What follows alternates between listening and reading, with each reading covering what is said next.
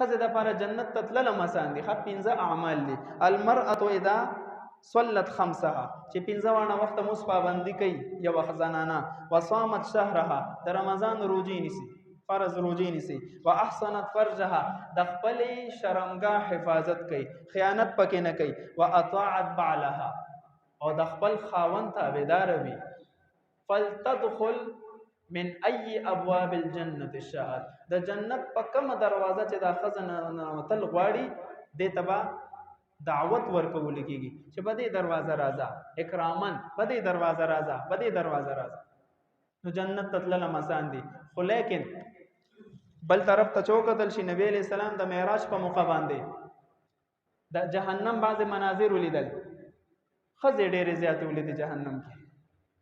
نو بیا په سحر باندې واقع بیانولا زنانه پریشان شوه صحابیاتو دی وجه سوا په وجه داوا فانها يكفرن العشيره د خاوندانو ډېر نافرمانی دي ناشکر دي ناشکر د دې ناشکرې په وجه باندې جهنم ته تللی دي نو د الله د رضا لپاره خو یو خاوند غریب دی په غریبه کې وسره خپل ژوندۍ تیر کا شکر ادا کا د شکریا ثمره به تو ویني چې ستا خاوند الله سره صبر کوي او کوم مالدار دی هم شکر ادا کا چې ربانه صح حالات الله را نه وي